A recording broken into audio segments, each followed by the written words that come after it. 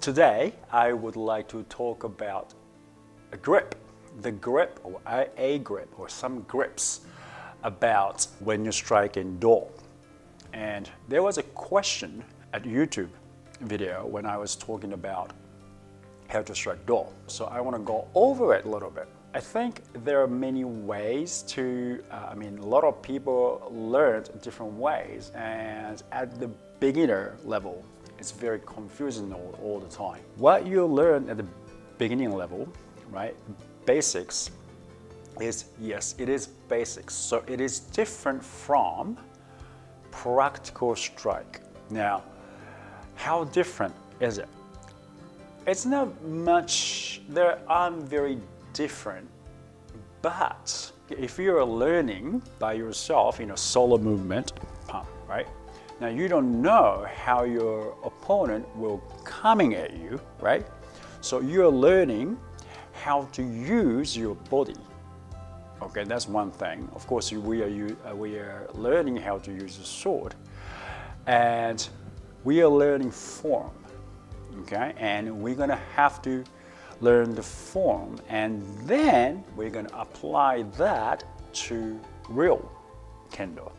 You know, when you put men on, bogu on, you have to strike the target, which is do, right? When it comes down to real strike, of course things are a bit different now because your opponent is moving, so there should be different. Okay, so one, you're learning form, which is the basics. Okay, two, you're gonna modify this. Okay, you have basics. You have to turn that into applied technique. Now, this is the hard part. This transition is the hard part. I know a lot of people can strike do, okay, in the solo movement, but when you put men on and you start striking target, I'm sure you're having a hard time, especially at the beginning. Of course, some people are good at it, and I wasn't good at striking do at all. And some people can learn it like that. Some people couldn't learn it like that. But if you do kendo long time, one day you will be able to do it. So I'm going to give you some tips when you learn do strikes. Okay, if you can't do it correctly, don't give up. When you give up, that's it. If you can't strike do properly, don't worry about it too much. Maybe you will be able to do it in 10 years. All right, maybe 5 years. No more do strike, but you learn, okay, at the very beginning. Okay, from here, straight up, hands up, and you do strike do, right? Do. You're striking right do, so you go up, do, right? So that's how you learned, I suppose. Okay, from here, one, do. Okay, keep your left hand center, right? And you have to have angle, do, right? Now, this is the basic form. Okay, and Bokuto Kihonho, we have men nuki do and men kaishi do, I believe. So what that happens, men nuki do, your opponent striking men, and then you go do, right? Do strike. Now, you don't change your grip. Okay, this is solo movement, one, do strike, right? And Bokuto Kihonho, you go do, men nuki do, right? And also men kaishi do, get striking men and go pam, po, right? Men kaishi do. Now, do you change your grip? No. So that is the basic do strike you learn at the very beginning. Now, when you start striking do, when you put men on, do, right? Yeah, you strike do. Now you have to go through to your right. Then what happens? So that was a question, and her teacher told her to shift her left hand towards the, right hand. So left hand towards the right hand. When she passes, I'm sure that's what she meant. From here, pong, do, this, do, and then pass through. I don't know what you learned. Tell me which one you learned. Either keep your left hand here, do, and then go do, or you can shift your left hand to the right hand. Do, do. Okay? So two ways. Now this is bokto and tsuka. Handle is shorter. So you don't really have to shift your left hand. Okay, the reason you shift your left hand towards the right hand is because of the long tsuka. Do. And usually when you strike do, you don't really strike do when your opponent is not showing do, right? So when does that happen?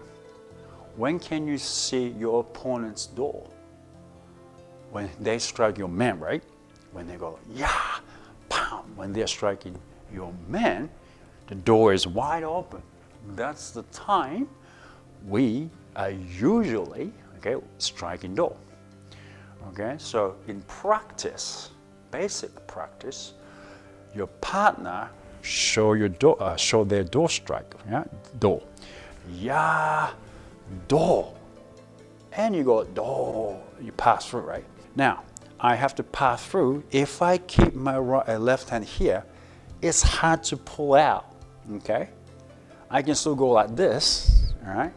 But it's easier for me to go ton, ton, ton, like this. Some people strike do like this, ton, ton, like that too. Usually, when you shift your right hand like this, that's because you are striking very close distance. This, as you can see how locked my wrist is, so the closer your opponent is, it's harder to pull out your sword because of we shift. So if my opponent is really close, I will already shift my left hand here and then strike like that. So it's you can strike do sharper and make very compact without losing power. If you go like this, you can pull out. So that's why you have to shift. Okay? If you want to. If you want to, you can shift your left hand towards right hand so you can pull out your sword. Another thing you hear, don't let go your right hand. Okay? Now, it is not a good idea to strike with your right hand only. Okay? Tom, like that. Okay, that reason is you are cutting. This maybe,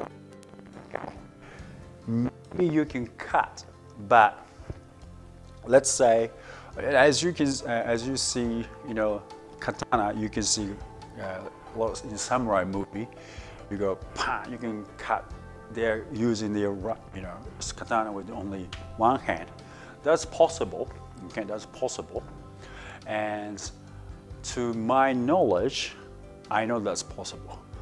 But I've never cut anyone or anything. I only cut some, plants when we did the tameshigiri. So a long time ago. So I don't really know. Okay, so my sensei was telling me that do you really cut through.